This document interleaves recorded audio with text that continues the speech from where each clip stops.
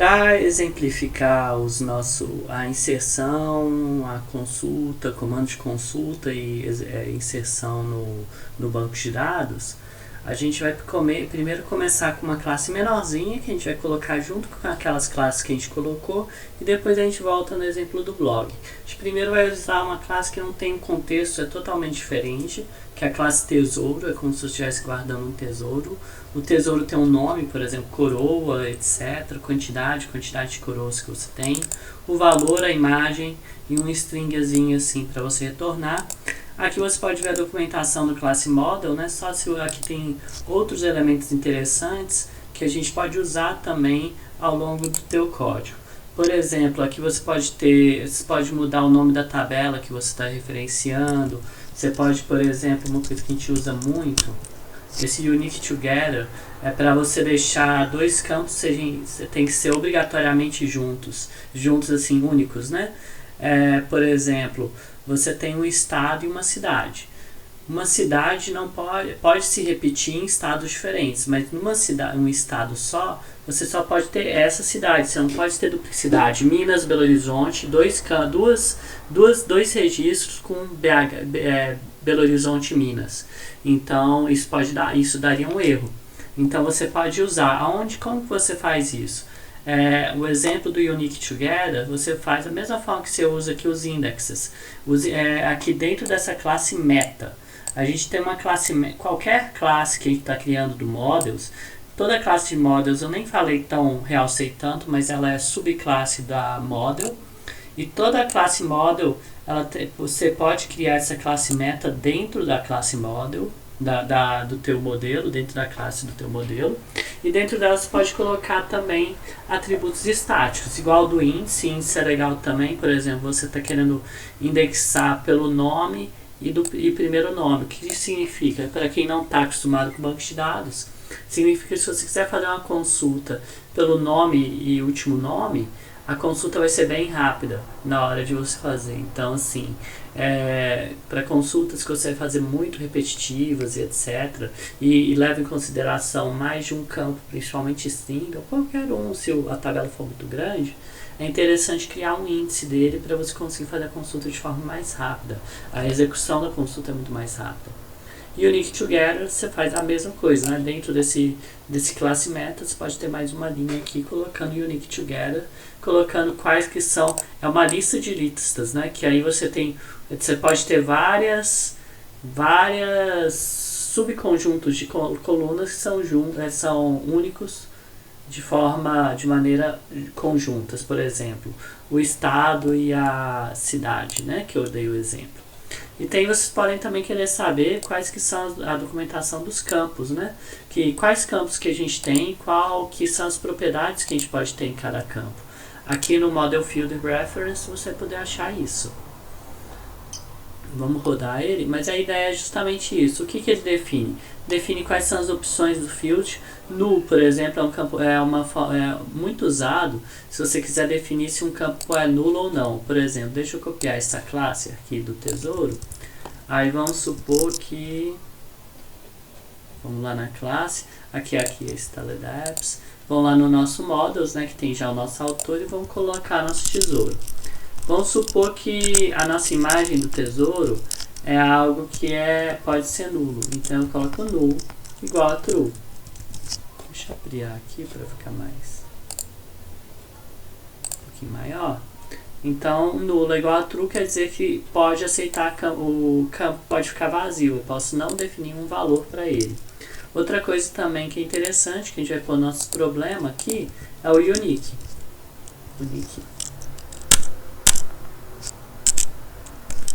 Eu podia estar procurando lá aqui à direita, né? Mas tudo bem. O unique é para ver se esse campo vai ser único. Então, por exemplo, eu quero que o meu não tenha tesouro com nomes iguais. Então, o que eu faço? Eu coloco no tesouro, eu coloco unique igual no nome do tesouro, unique igual a true. E isso vira também um índice, ou seja, se você der buscar pelo nome, vai ser muito mais rápido. Então, isso é bem interessante também na hora de fazer consulta ao banco de dados. Então você tem várias propriedades, é só vocês consultarem lá, eu dei duas aqui como exemplo.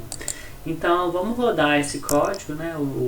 Vamos atualizar primeiro o banco de dados. Qualquer alteração que a gente faz, a gente tem que fazer aquele comando que eu mostrei no slide anterior mesmo, que é o make migrations.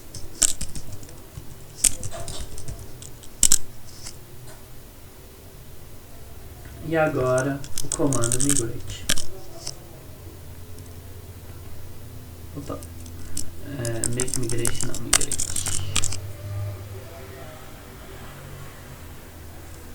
Ótimo. Então como que a gente vai, o que a gente tem quando a gente faz o migrate, só para vocês verem aqui com calma. Se vocês entrarem no app projeto, no primeiro projeto, no settings, no migrations dele, né, que fica no app projeto, você vai ter a migração inicial, que foi a criação do autor, do blog e do post. E aí no segundo você teve uma atualização do tesouro. Então ele vai mostrando tudo que vai sendo feito de forma incremental. Isso é bem interessante porque às vezes você vai criando coisas novas no modelo. Você não vai precisar de uma forma mais simples para as migrações serem feitas de forma incremental. Então é bem legal e bem importante isso quando você for adicionando campos novos aos modelos e etc. Então é interessante vocês conhecerem esses arquivos para vocês entenderem bem o modelo. E depois disso você pode configurar. Aqui eu mostro como você pode acessar o console e de forma tal que o Django, o ambiente Django já esteja configurado. Isso é muito importante, muito interessante vocês rodarem para testar no console. E é muito legal. Mas quem já está brincando de Jupyter, eu vou ensinar como fazer os testes no Jupyter. Eu acho muito mais divertido fazer no Jupyter. Aqui eu abri o Jupyter na pasta inicial do projeto, né? O nosso banco de dados está aqui. E aí eu criei o Model Playground. Eu gosto de colocar Playground em tudo que a gente vai... É um arquivo para a gente brincar de testes, para a gente fazer alguns testes no nosso modelo e etc, né? Então aqui essas primeiras linhas aqui é mais para você configurar o projeto. Então para o Django ter o Django configurado, você poder fazer tudo que você quiser nele. Então você tem que rodar isso aqui, a primeira coisa que você faz. E logo após você pode já começar a brincar com o teu modelo.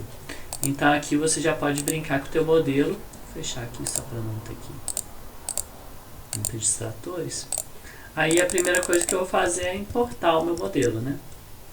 Então eu dou import. Se você... Opa! Ctrl C tá aberto.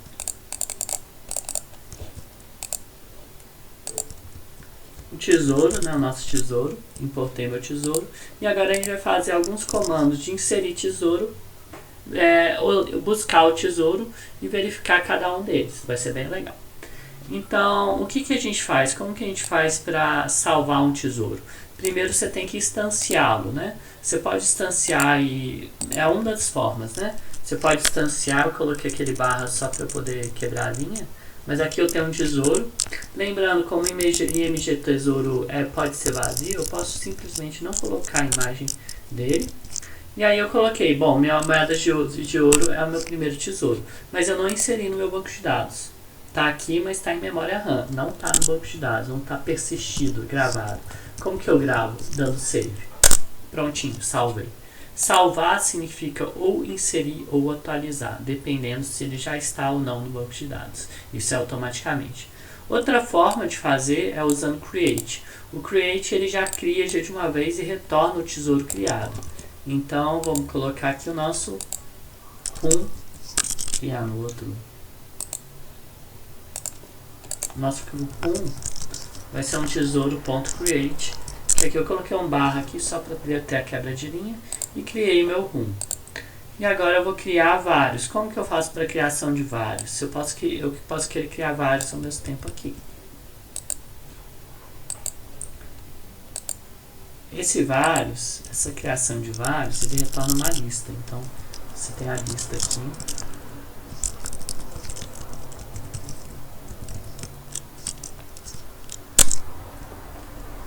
Coloco muita quebra de linhas porque então se você ver a lista de tesouros aqui criada,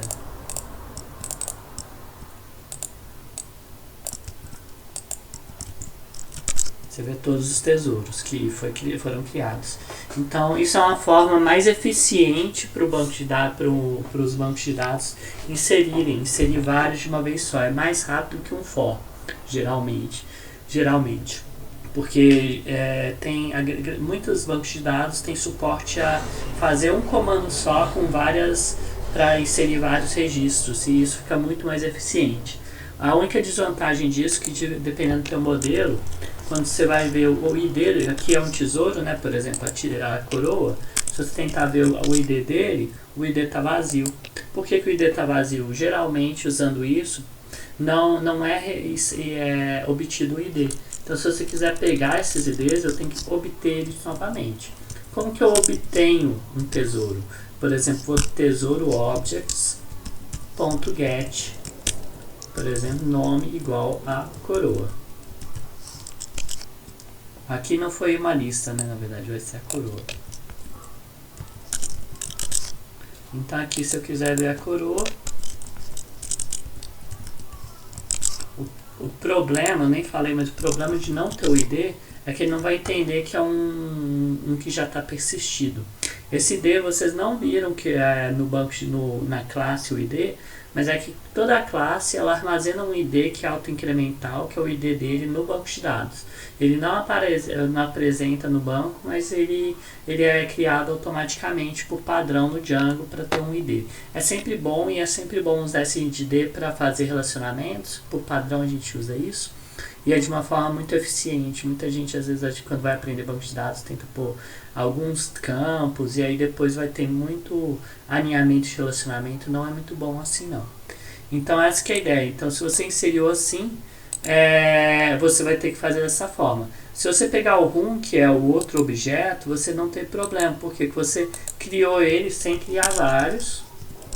Então, o room é um que já está persistido, então tem um ID direitinho dele. E até o T1, que é a moeda de ouro, né? Que eu fiz também usando save, aí não tem problema.